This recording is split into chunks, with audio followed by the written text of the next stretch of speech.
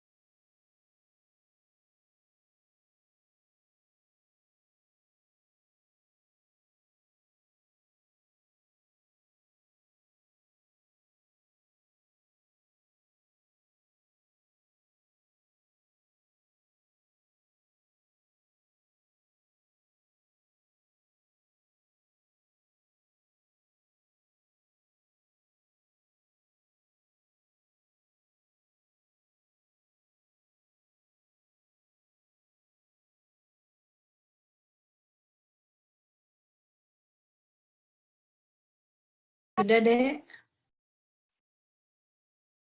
Sudah selesai?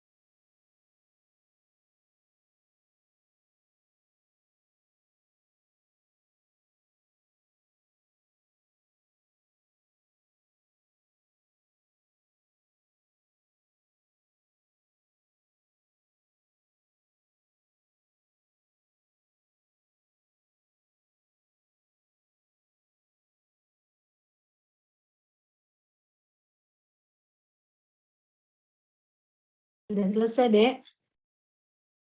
Sudah selesai?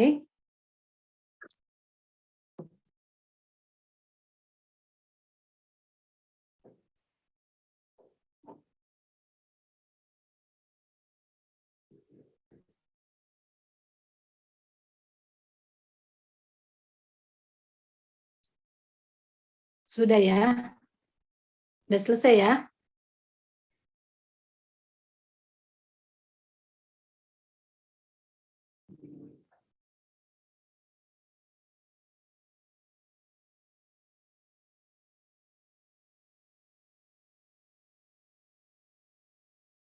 Sudah ada yang buat grow chart-nya?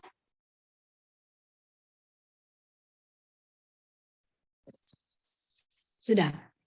Jadi yang nomor 1, siapa yang kira-kira bisa? Yang nomor 1. Nomor 1, di situ dia minta buatlah grow chart pertumbuhan untuk kasus ini. Siapa yang kira-kira bisa? Jadi dalam membuat soal, ya, dalam membaca skenario klinik itu kita harus melihat. Ini kan dia bilang seorang anak perempuan berusia 13 tahun. Kalau disebut seorang anak perempuan, berarti kita harus menggunakan grow chart anak perempuan.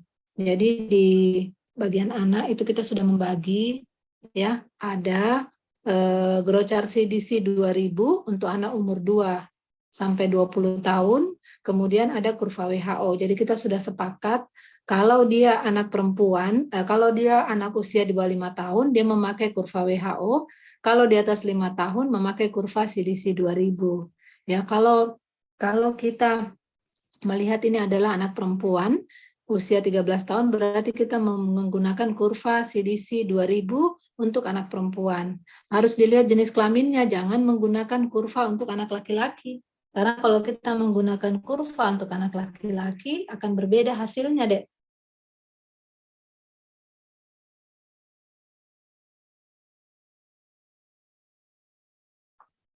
Jadi kalau kita menggunakan kurva anak laki-laki akan berbeda hasilnya, ya.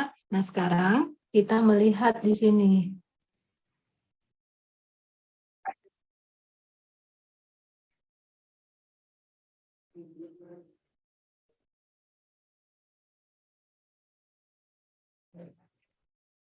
Sekarang kita melihat, saya share screen lagi yang kedua, ya. Coba saya share screen yang ini. Nah, ini. Nah, ini ya. Kita menggunakan kurva anak perempuan. Kita lihat kurva CDC 2000 anak perempuan. Nah, ini untuk anak laki-laki dan anak perempuan.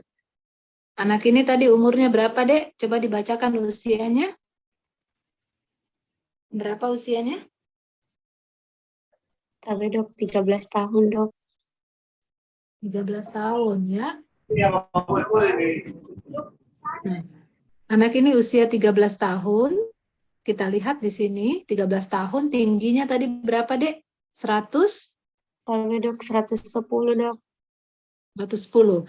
Nah, dalam kurva CDC 2000, ini untuk anak perempuan, warnanya merah kalau perempuan, kalau laki-laki warna hitam, ya.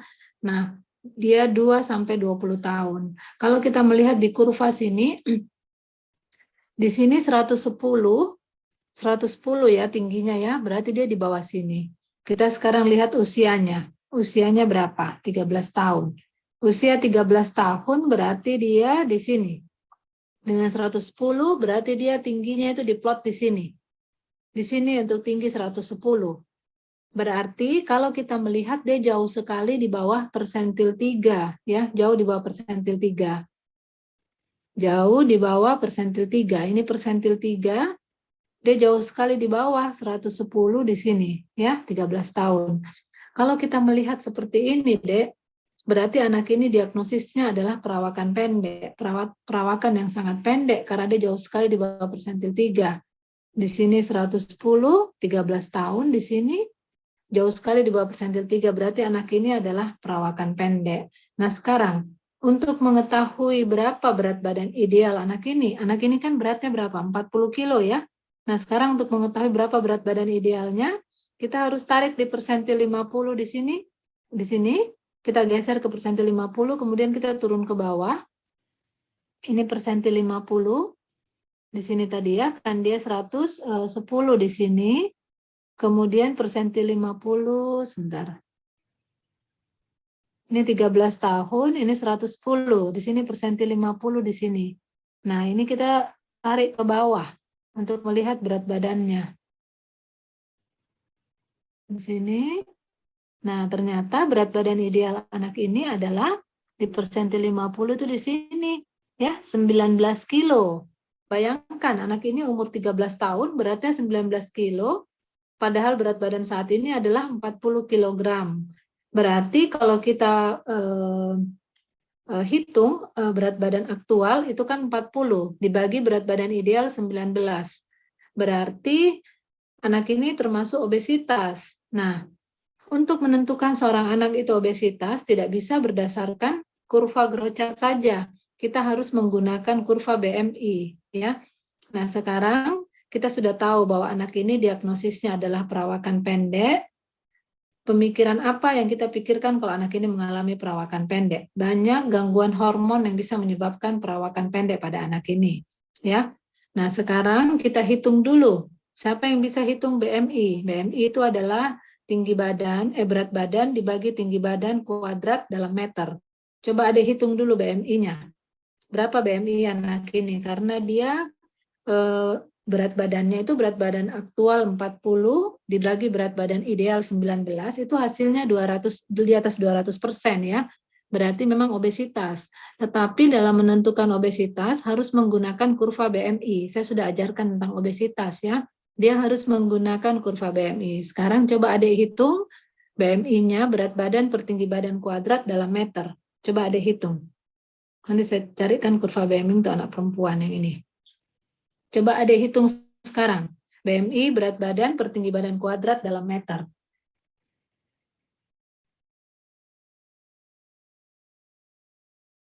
Tapi dok, 33 dok. Berapa? 33 dok, tapi dok. 33. Nah, sekarang Adik plot di sini umur 13 tahun ini dengan BMI-nya 33. Kita naik ke atas ini ya.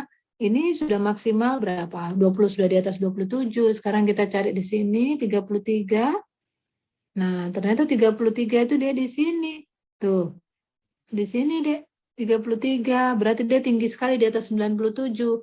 Kan definisi obesitas, kurva BMI di atas 95, kita sebut sebagai obesitas. Antara 85 sampai 95 kita sebut overweight. 50 sampai 85 itu adalah normal ya, berarti anak ini adalah obesitas. Jadi diagnosisnya kita sampai di sini Adik sudah paham. Jadi dalam menentukan obesitas seorang anak tidak bisa berdasarkan hanya kurva growth chart saja, tadi harus dimasukkan di dalam BMI. Kita hitung berat badan per tinggi badan kuadrat dalam meter. Saya sudah jelaskan materinya waktu itu ya. Nah, sekarang saya stop share. Sekarang saya share screen soal tadi. Berarti soal ini tadi buatlah growth chart pertumbuhan untuk kasus ini. Adik sudah bisa buat tadi ya? Sudah tahu caranya buat ya? Iya, sudah paham deh. Ada yang belum mengerti cara buatnya? Ada yang belum mengerti? Sudah paham kira-kira dek? Nih, sudah paham, enggak mengerti, enggak jawab, Dek. Belum paham atau sudah paham tidak ini?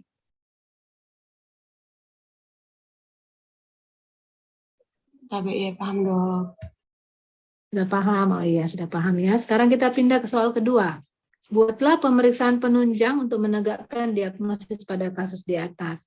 Berarti diagnosis pada kasus di atas, pertama, perawakan pendek, yang kedua, obesitas, ya. Perawakan pendek, obesitas. Sekarang Ade harus membuat pemeriksaan penunjang apa kira-kira mendukung untuk diagnosis seorang anak mengalami perawakan pendek. Pemeriksaan apa yang mau dilakukan?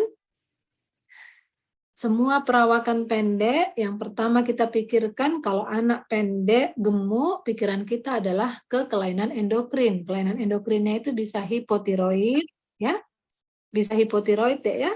Jadi kelainan endokrinnya bisa hipotiroid, kemudian bisa defisiensi hormon pertumbuhan, ya. Tetapi pada kasus ini yang saya jelaskan kan materi saya tidak ada saya jelaskan tentang defisiensi hormon pertumbuhan. Yang ada adalah defisiensi hormon tiroid. Berarti pikiran kita kemungkinan anak ini bisa defisiensi hormon tiroid.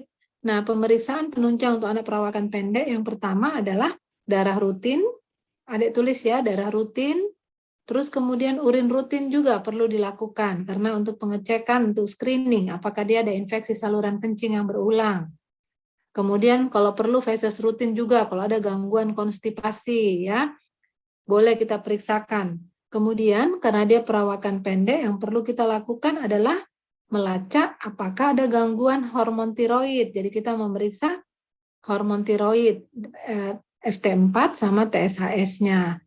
Terus kemudian karena dia perawakan pendek, kita perlu melakukan pemeriksaan foto tulang untuk melihat apakah umur tulangnya memang lebih muda dari umur sebenarnya. Ya, setelah foto tulang, baru nanti kalau ada hasilnya kita bisa menentukan kira-kira kasus anak ini bagaimana. Kalau perlu, karena dia dengan obesitas, boleh kita lacak marker lipid. Jadi kita lacak kolesterol totalnya bagaimana, trigliseridanya bagaimana. Kenapa kita harus melacak? Karena dia adalah obesitas. Obesitas pada anak dengan perawakan pendek bisa terjadi hiperkolesterolemia akibat gangguan dari apa? Gangguan dari hormon tiroidnya. Ya, jadi kalau anak dengan hipotiroid, efek samping yang komplikasi yang terjadi bisa menyebabkan hiperkolesterolemia. Pada saat hormon tiroid kita berikan atau kita obati dengan hormon tiroid, hiperkolesterolemianya akan kembali normal. Jadi kita bisa memeriksa kadar kolesterol totalnya. Ya, jadi itu pemeriksaan penunjangan. Nah, sekarang buatlah potensi tinggi genetik anak ini. Nah, sekarang bagaimana cara kita membuat potensi tinggi genetiknya? Sudah ada rumusnya, pernah saya kasih ya. Siapa yang masih ingat kalau anak perempuan bagaimana rumusnya? KB dok, yang tinggi badan ayah dikurang 13 ditambah tinggi badan ibu per 2 plus minus 8/2 cm dok. Nah, sekarang coba adik plus minus 8,5 ya. Sekarang coba adik hitung. Berapa potensi tinggi genetik yang didapatkan? Coba adik hitung. Sekarang coba hitung dengan rumus. Coba adik hitung dengan rumus. Tinggi badannya 159,5 sampai dengan 142,5. Ya, sekarang kita plot di sini. Tinggi badannya ya. 142,5 sampai 159,5. Nah, kita plot di sini sekarang. Nih. Anak ini anak perempuan dengan potensi tinggi genetik 142,5, berarti di sini kita lihat di sini 140, 141, 142.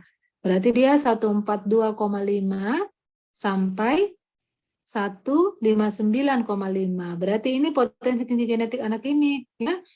Kita lihat potensi tinggi genetiknya berada di antara berapa kotak ini? 1, 2, 3, 4, 5, 6, 7. Berada di 7, 8. Berada di 8 kotak di bawah persentil 3. Padahal kalau kita lihat tinggi anak ini, tingginya itu berapa kotak besar? 1, 2, 3, 4, 5, 6, 6. 6,4 ya. 6 kali 5 berapa? 30. Berarti 34 di bawah, 34 kotak kecil di bawah persentil 3. Padahal potensi tinggi genetiknya batas minimalnya 8 kotak di bawah persentil 3. Berarti anak ini ada gangguan. Idealnya, normalnya, tinggi seorang anak itu harus berada di dalam range potensi tinggi genetik orang tuanya. Jadi kalau range potensi tinggi genetik orang tuanya berada di antara 142,5 sampai 159, artinya kalau dia perawakan pendek di bawah persentil 3-nya, di sini titiknya berarti dia masih dalam range potensi tinggi genetik orang tuanya, karena dia tidak lebih jauh dari batas minimal potensi tinggi genetik orang tuanya. Tapi ternyata ini dia sudah 34 di bawah persentil 3, berarti anak ini ada gangguan ya. Gangguan yang bisa menyebabkan seperti itu adalah defisiensi hormon tiroid dan defisiensi hormon pertumbuhan. Tapi karena adik tidak mendapatkan materi tentang hormon pertumbuhan, jadi saya tekankan di sini adalah kemungkinan anak ini mengalami defisiensi hormon tiroid. Tadi kan sudah dilacak di pemeriksaan penunjangnya, jadi kita lakukan pemeriksaan. Kalau dia ada kelainan, kita langsung obati dengan pemberian hormon tiroid ya. Sampai sini adik mengerti? Sampai sini kira-kira adik mengerti, Dek?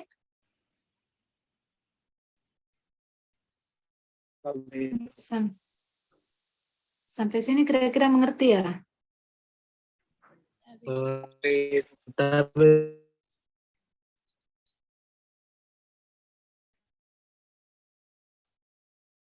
Kira-kira sampai sini mengerti, Dek? Tapi ya dok, mengerti dok. Nah, kalau gitu saya lagi ya. Saya beralih lagi pertanyaan berikutnya. Saya stop share di sini ya. Nah, sekarang pertanyaan berikutnya lagi. Nih, pertanyaan berikutnya. Tadi sudah dibuat ini. Sekarang ditanya, apakah Dede pada kasus ini? Dedenya apa? Tadi sudah saya jelaskan. Dedenya apa? Siapa yang bisa menjawab? Apa dedenya? Ya, hipotiroid, apalagi? Defisiensi hormon tiroid. hormon pertumbuhan, Dokter Abe. Ya, defisiensi hormon pertumbuhan bisa ya. Jadi dedenya sudah tahu. Nah, yang paling utama adalah hormon tiroidnya. Tetapi diagnosisnya tadi apa? Selain perawakan pendek, apalagi diagnosisnya selain perawakan pendek tadi adik dapatkan? Obesitas, Dokter. Ya, obesitas ya. Jadi kalau dia obesitas tetap harus ditangani. Tapi kalau dia defisiensi hormon tiroid, biasanya dengan pemberian hormon tiroid obesitas akan teratasi ya. Nah, sekarang lakukan edukasi pada kasus di atas. Apa edukasi yang adik harus berikan pada kasus ini? Kira-kira apa edukasinya? Apa kira-kira edukasi yang adik harus berikan pada kasus ini? Apa edukasinya kira-kira, Dek? Tapi dok bisa rajin memantau pertumbuhan sejak dini. Ya, edukasinya adalah kita lakukan pemantauan pada anak ini. Semenjak anak ini datang, kontrol ke kita harus pantau. Kita harus menunggu hasil laboratorium, kemudian kalau kita sudah dapatkan, kita harus segera mengobati hasil laboratorium yang mengalami gangguan, segera kita tangani, kita obati ya, jangan dibiarkan. Karena kapan kita membiarkan, pasti dia akan mengalami gangguan ya. Jadi harus segera ditangani, Dek. Pada saat kita menangani,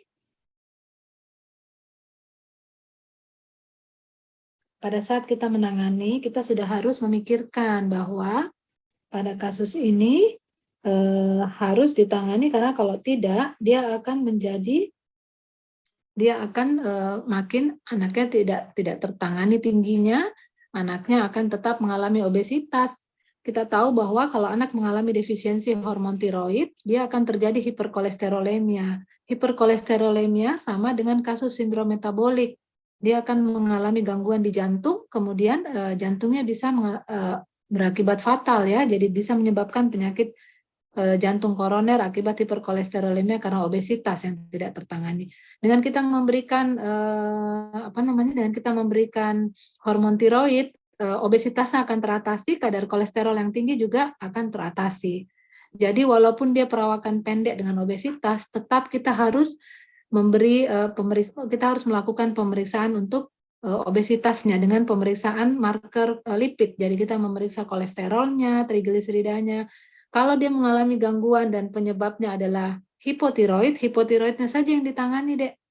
Dengan menangani hipotiroid dia akan teratasi ya. Jadi kadar kolesterolnya itu akan turun secara perlahan ya. Begitu ya, Dek ya. Nah, sekarang ini kasus yang pertama, kira-kira sudah paham, Dek? Cara pembuatan growth chart-nya sudah paham ya? Sudah ya? Sudah? Iya dok. Ya, sudah. Sekarang kita beralih ke kasus kedua ya. Kasus kedua. Sekarang kasus kedua, coba adik baca. Kasus keduanya ini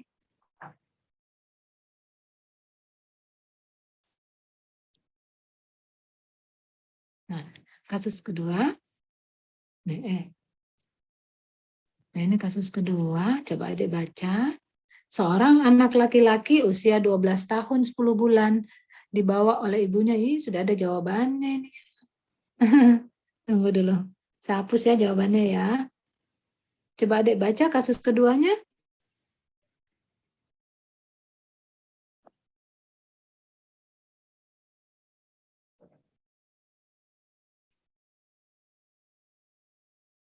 Coba dibaca kasus keduanya, seorang anak laki-laki usia 12 tahun dibawa ibunya ke poliklinik umum rumah sakit dengan keluhan berat badan menurun sejak 2 bulan terakhir. Banyak makan, banyak minum, dan sering buang air kecil. Pada pemeriksaan fisik didapatkan berat badannya 16 kg. Ya. Tinggi badan 120 cm. Nampak ada iga gambang. Kalau ada iga gambang, pikiran kita anak ini adalah gizi buruk ya. Anak ini gizi buruk dengan umur 12 tahun, tinggi badan cuma 116 kilo, tinggi badan 120 cm. Nah, sekarang apakah diagnosis yang paling mungkin pada kasus ini?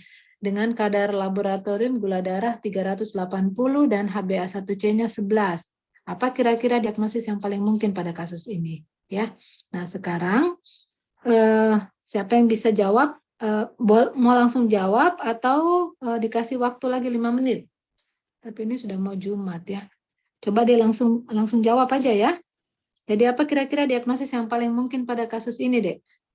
Tapi dok, diabetes mellitus dari pemeriksaan laboratorium, Ya, gula dari darahnya dan pemeriksaan laboratorium. HbA1c-nya tinggi sekali dok. Ya, kalau HbA1c seperti ini, Dek, berarti kadar gula darah dalam 3 bulan sebelumnya pasti tinggi. Nah, kalau gula darah dalam 3 bulan sebelumnya tinggi, berarti dia sudah terpapar dengan kondisi hiperglikemi yang cukup lama. Ya, berarti sudah ada gangguan hiperglikemi kronik yang berlangsung pada anak ini. Nah, sekarang kita melihat anak ini itu 120 cm. Bagaimana kira-kira tingginya? Apakah anak ini perawakan pendek atau tidak? Nah, kita sekarang menggunakan kurva growth chart ya. Coba Adik masukkan lagi di kurva growth chart di sini. Ini dia untuk anak laki-laki. Untuk anak laki-laki kita harus menggunakan kurva sesuai dengan jenis kelamin. Ini untuk anak laki-laki. Coba Adik plot di sini. Umurnya 12 tahun 10 bulan. Tingginya berapa? 12 tahun 10 bulan, tingginya tadi berapa? 120 cm ya. Tinggi 120 cm, kita boleh menarik dari bawah, boleh menarik dari atas ini. Tinggi 120 cm sama ya. Di bawah persentil 3. Artinya apa kalau di bawah persentil 3? Diagnosis anak ini apa, Dek? Tapi dok, perawakan pendek dok. Nah, perawakan pendek. Sekarang kita tarik dari persentil dari 120 untuk menentukan berat badan idealnya bagaimana. Nah, anak ini beratnya cuma 16 kilo. Sekarang kita tarik ke persentil 50 sebelah kiri di sini. Kemudian kita plot ke bawah. Berapa berat badan idealnya? Kita tarik ke bawah di sini. Kita lihat ya. Nah, di sini ternyata berat badan idealnya adalah 22,5. Anggaplah 22. Berat badan ideal. Nah, coba Adik bagi. Berat badan aktual 16 dibagi berat badan ideal, ya.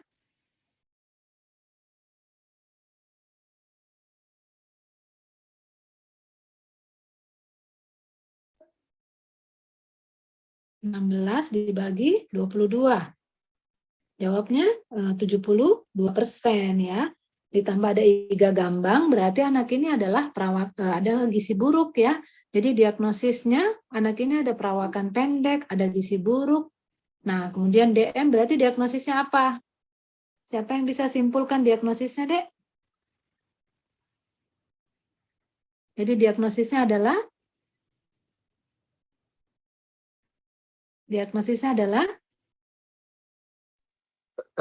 pertama ya diabetes mellitus. Adik belum bisa tentukan tipe 1 atau tipe 2. Nanti setelah dilakukan pemeriksaan C-peptida, kalau C-peptidanya kurang dari 0,85 berarti dia adalah diabetes mellitus tipe 1. Kalau C-peptidanya di atas 1 berarti dia diabetes mellitus tipe 2. Nah, sekarang selain diabetes mellitus, diagnosis kedua apa lagi? Apalagi diagnosis keduanya? Tapi dok, gizi buruk dok. Gizi buruk ya. Gizi buruk karena ada IGA gambang. Terus diagnosis ketiganya apa? Yang tadi kita sudah ukur? Tapi dok, perawakan pendek. Perawakan pendek. Ya, perawakan pendek. Jadi dalam menulis diagnosis harus lengkap ya, Dek ya, karena nanti Adik jadi dokter umum. Supaya Adik tahu sekarang pemeriksaan yang perlu dilakukan. Kalau dia ada perawakan pendek, ada DM, pemeriksaan yang perlu dilakukan. Pemeriksaan yang perlu dilakukan semua kalau diminta pemeriksaan, tolong periksa darah rutin, kemudian urin rutin, kalau perlu feses rutin untuk menyingkirkan penyebab penyakit infeksi sistemik. Setelah itu kita periksakan, kalau dia perawakan pendek, kita memeriksakan sama ya, memeriksakan hormon tiroidnya, FT4 dan TSH. Kemudian kita periksakan karena dia adalah gizi buruk, kita periksakan juga semuanya fungsi hati, fungsi ginjal, kadar albumin, protein, albumin, globulin kita periksa kalau dia dengan gizi buruk. Kemudian karena dia dengan kadar gula darah yang tinggi dengan DM, jangan lupa periksakan urin juga tadi sudah disebutkan ya untuk mencari apakah ada glukosa di urinnya dan benda keton. Terus jangan lupa juga memeriksakan apa? memeriksakan ininya dek, apalagi namanya C-peptidanya ya, memeriksa C-peptida untuk mengetahui apakah anak ini DM tipe 1 atau tipe 2. Nah, sekarang setelah adik memeriksa laboratorium, terapi apa yang diperlukan pada kasus ini? Terapi apa yang akan diberikan pada kasus ini? Kira-kira terapi apa yang diberikan pada kasus ini? Ada yang bisa jelaskan, Dek? Tapi dok, karena HbA1c-nya udah lebih dari 9, mungkin bisa diberikan insulin sama kombinasi obat. Ya, karena HbA1c-nya cukup tinggi, kan prinsipnya kita kalau DM adalah menurunkan kadar gula darah. Kalau anak tidak KAD, kalau anak KAD harus resusitasi cairan dulu, baru menurunkan kadar gula darah. Jadi yang kita berikan adalah kita memberikan insulin. Insulin pada anak kita memberikan basal bolus karena kita mengikuti pola fisiologis. Jadi pemberian insulin basal bisa pagi atau malam hari secara subkutan ya. Insulin bolus sebelum makan pagi, sebelum makan siang dan sebelum makan malam. Dosisnya adalah 0,5 sampai 1 unit per kilogram berat badan per hari subkutan. Kalau dia mengalami komplikasi KAD, dosisnya lebih kecil ya, 0,05 sampai 0,1 unit per kilogram berat badan per jam, ya per jam dosisnya, ya. Terus kemudian harus dilarutkan insulinnya di dalam NaCl dengan perbandingan 1:10. Jadi diberikan NaCl 1:10 ya. Jadi jangan langsung diberikan IV, harus dilarutkan dalam NaCl. Jadi kalau tadi beratnya 16, berarti kalau kita pakai dosis 0,1, berarti kebutuhan insulinnya 1,6, dia dilarutkan dalam 16 cc NaCl ya. Kemudian masukkan lewat intravena dengan menggunakan syringe pump dan dipantau tiap jam karena kecepatannya tiap jam. Jadi kita pantau tiap jam, kita lihat lagi berapa kadar GDS-nya karena GDS-nya harus diperiksa per jam. Ya. Nah, jadi setelah ini ya sudah cukup ya. Jadi penanganannya seperti ini, Dek. Jadi adik sudah mendapatkan 2 kasus, mudah-mudahan adik paham cara menanganinya. Kemudian saya coba lihat lagi nih, ada 1 kasus nih. Bentar ya. Saya coba buka ini. Tunggu dulu tadi. Sebentar nih. Nah ini masih ada waktunya sekitar berapa menit nih ya. Sebentar ya. Bentar ya.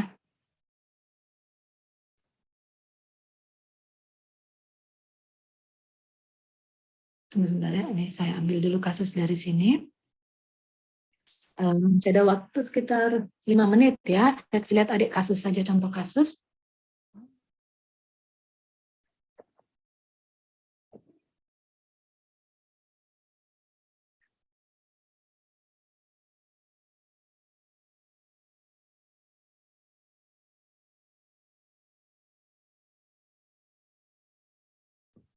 Bentar ya.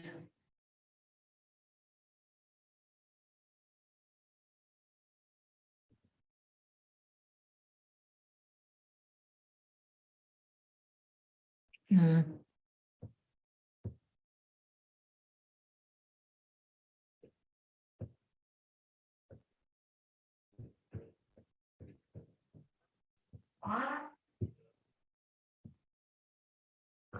Ini ada ya. Ini adalah ini adalah kasus-kasus endokrin yang saya kumpulkan, tapi saya kumpulkan hanya beberapa tahun yang lalu ya. Kemudian saya tidak pernah lagi kumpulkan lagi. Nah, pada pasien ini terlihat Kak Dek? Terlihat? Iya dok. Terlihat. Ya. Nah, ini adalah anak, ini tadi yang saya mau jelaskan, ini adalah anak hipotiroid, usianya sudah 20 tahun anak ini, tapi dia tidak mendapat pengobatan yang adekuat karena dia tinggal di daerah yang sangat terpencil, di suatu daerah di Makassar. Kalau kita lihat wajahnya khas sekali, wajah fasies hipotiroidnya jelas sekali, dia ada makroglosi, ya jarak kedua mata jauh, ada puffy face, mukanya sembab ya, terus kemudian ini seperti begini rambutnya itu berguguran ya karena dia tidak ada hormon tiroid. Hormon tiroidnya sangat rendah. Anak ini usia 20 tahun dengan tingginya cuma 60 cm. Jadi selama hidupnya dia digendong sama ibunya karena dia ada mengalami global delay. Ini kalau terlambat kita obati, terlambat kita deteksi bahwa ini adalah hipotiroid ya. Nah, ini adalah kasus seorang anak perempuan yang dia mengalami udem pada mata. Tidak ada yang menyangka bahwa ini anak adalah DM ya. Jadi dia sudah dengan komplikasi datang dengan gagal ginjal ya, dengan udem. Ternyata setelah ditangani dia adalah penderita DM ya. Nah, ini juga penderita DM dengan gizi buruk. Nah, ini adalah satu kasus anak yang dirujuk dari daerah. Saya cuma lihatkan gambarnya karena kan tidak boleh kita memberikan pasien ya, kita cuma sebagai ilmu saja ya. Jadi anak ini dirujuk dari daerah karena dianggap perempuan tapi klitorisnya membesar seperti begini. Ini adalah salah satu contoh pubertas precox perifer oleh karena adanya gangguan di kelenjar adrenalnya. Jadi dia anak perempuan usia 3 tahun 9 bulan dirujuk. Orang tuanya mengeluh karena klitoris anaknya makin besar dan tumbuh bulu-bulu halus. Jadi dia ini adalah salah satu contoh pubertas precox perifer. Setelah itu kita obati dengan pemberian kortikosteroid ya, kita dengan memberikan kortison, hidrokortison untuk supaya ininya tidak makin berkembang. Nanti pada saat dia usia dewasa dia akan menikah, baru dilakukan operasi vaginoplasti, kemudian ininya dioperasi supaya klitorisnya tidak panjang seperti penis ya.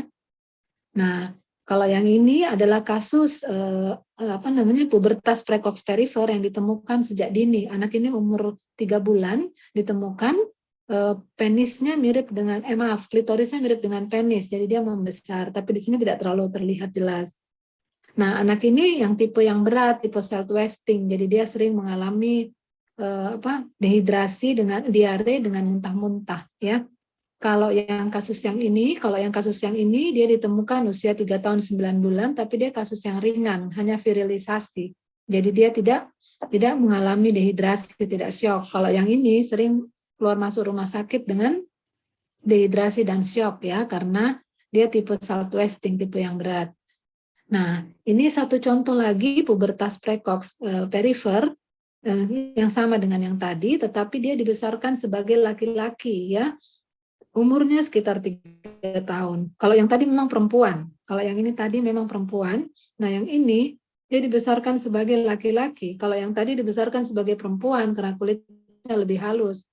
Dia dengan muncul jerawat sama kulit jadi hitam. Ternyata pada saat perjalanan penyakit dibawa ke Jakarta. Di Jakarta baru terlacak bahwa sebenarnya dia adalah perempuan, bukan laki-laki ya. Kalau kita lihat wajahnya memang kayak laki-laki dan dia memang hobinya main sepak bola dan kadar testosteronnya cukup tinggi ya, seperti anak laki-laki yang sudah puber padahal umurnya baru 3 tahun. Tapi kalau kita lihat jerawatnya sebenarnya dia seperti sudah puber. Nah, kemudian ternyata seperti begini, ini kayak penis, tapi tidak ada testis dan lobang vaginanya itu tidak ada ya. Jadi dia lobang vaginanya hanya berupa titik begini. Ya, jadi dia pipisnya dari sini, bukan dari ujung sini. Jadi kencingnya dari sini, ya. Dokter sudah operasi, pikirnya dokter dia mengalami testisnya tidak turun, jadi dilakukan operasi orkidopeksi. Padahal dia adalah memang perempuan karena memang ada uterusnya, tapi dirawat sebagai laki-laki karena dokternya tidak mengetahui bahwa ini adalah pubertas precox yang tipe perifer. Ya, ini setelah kemudian yang ini adalah contoh dari kasus osteogenesis imperfecta, kelainan skeletal dysplasia. Jadi tulangnya patah-patah ya. Tulangnya melengkung patah-patah karena tidak ditangani dengan baik, jadi tulangnya melengkung gini. Nah, ini adalah salah satu contoh anak yang mengalami telarke prematur. Jadi dia telarke prematur setelah dipantau ternyata makin progresif, payudaranya membesar. Akhirnya anaknya menjadi pubertas precox ya. Pubertas precox sentral ya. Nah, ya mungkin cukup itu saja kasusnya ya. Mungkin cukup ini saja ya. Ini anak setelah diobati selama 1 bulan, kulitnya lebih putih, kemudian setelah orang tuanya mengetahui bahwa dia adalah perempuan, rambutnya dipanjangkan ya. Jadi kulitnya lebih putih kayak perempuan, jerawatnya mulai halus, kemudian rambutnya dipanjangkan. Ya, mungkin itu saja ya kasus-kasus yang saya karena sudah mau Jumat. Saya terima kasih atas perhatiannya. Mudah-mudahan adik-adik bisa paham ya kasus-kasus yang saya tampilkan, terutama tadi cara membuat growth chart. Mudah-mudahan adik paham. Terima kasih atas perhatiannya, Dek. Selamat menjalankan ibadah puasa. Mohon maaf lahir dan batin ya. Ya, saya izin live ya, Dek ya, karena sudah bunyi azan. Ya, assalamualaikum warahmatullahi wabarakatuh. Waalaikumsalam warahmatullahi wabarakatuh. Dok, terima kasih banyak, Dok. Ya, sama-sama, Dek.